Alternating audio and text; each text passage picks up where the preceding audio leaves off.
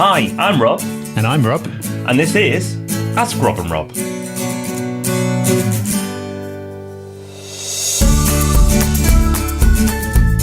Yes, hello. Welcome to episode 27 of Ask Rob and Rob. Two Robs, one question, quick answer, on with your day. You know the drill by now. Today we've got a question that's come in from Teetee, which is something that I think a lot of people find themselves wondering at one point or another. But before we do, if you want to do what Teetee's done and get your own question in, and plenty others have as well, it's very, very easy. Just pick up your phone, it's probably in your pocket, have a look, and dial 01380800035. That's 01380800035, and I promise you I didn't mess that up 3 or 4 times, so we had to edit it all out. Our blooper reel is going to be a bumper one this year. Okay, without any further ado, let's listen to Teetee's question. Hello, good evening, Rob and Rob. My name is Teetee, and I am new to the property scene. I just wanted to find out how I've been reading up a lot and trying to educate myself about getting involved in investing in property, and I just wanted to find out how I can do this because I don't have any lump sum to start with, and I've read that you can start using other people's money.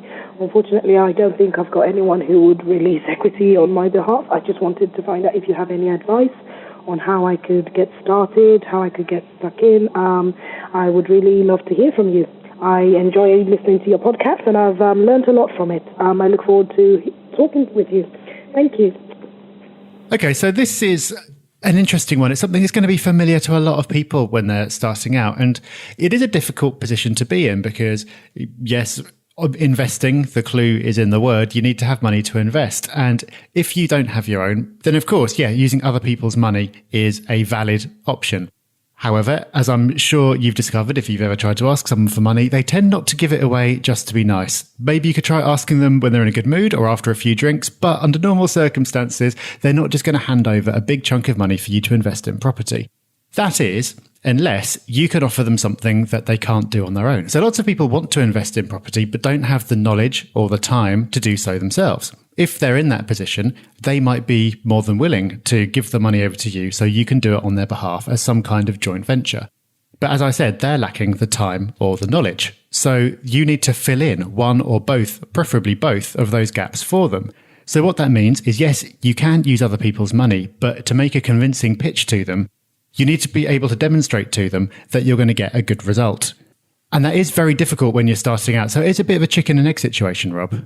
It is. And this is a word of warning because there's so many gurus, companies, lots of people out there, let's just say, that advertise that you can invest for little or no money down whatsoever. Just come on this course about JVing or something else and you will learn all the secrets and you'll be investing in property with no cash.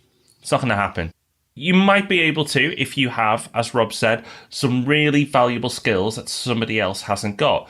But that's where I'd invest your time, Teetee. If you don't have the money, invest your time in a skill that other investors just don't have. You have time, hopefully. If you've got time, that's one of the things, but time alone is not enough. You're going to need to back it up with a skill set. So that might be you're an expert on HMOs, you're an expert on refurbs. Don't worry if you're not, because these are things you can go away and learn. However, I would say that most people, if they're going to put money in to work alongside you, will want to see a track record. So I'd love to give you a simple, easy fix so everybody could go off and start investing with no cash down. But if it was that easy, everybody would be doing it. That's why people sell courses on how to invest with no money down rather than investing with no money down. Because if it was that easy, you just carry on doing it. You wouldn't be bothered selling courses, would you? No, of course. But there are things that you can do to develop that knowledge and do so without handing over the money that you do have. There's so much that you can learn for free. You're already doing it by listening to this podcast. If you go to the Property Hub forum, you'll find people asking and answering questions every day of the year. You can go to your local Property Hub meetup and meet people in your area who are doing the same thing. And that is something that I'd really recommend. If you're serious about building up your skill level so you do have something to offer someone who's got money so you can partner up, get along to a local meetup. It can be a Property Hub one. There are others as well. Find people who are operating in your area and see if you can help them out. See if you can use an asset that you do have, such as time, to help them out for free in exchange for knowledge. And as you build up that knowledge, maybe you'll be able to actually work on projects with them, and you can then point to those projects in future when you're approaching people for cash, and it'll make your pitch a lot more convincing. So there is no easy answer. It's not just come on this course and we'll show you the secret of getting money off people, but that doesn't mean that there's nothing you can do at all. It's not a quick fix, it's not an easy road, but it can be done. It can be. But as we said, if it was easy, everyone would be doing it. It's those who take that extra effort, put the work in, that will get there. So if it means enough to you, Teetee, or anybody else listening who's in a similar situation, I'm sure you can do it. So good luck. If you'd like to find out more about what we've discussed in this particular podcast, find out about some of the courses on the Property Hub, or anything else we've mentioned, you can go to thepropertyhub.net/podcast to get more information there. But that's us until Thursday. Hope you've enjoyed it. Hope you found that useful. And we'll be back soon with another podcast. Bye-bye.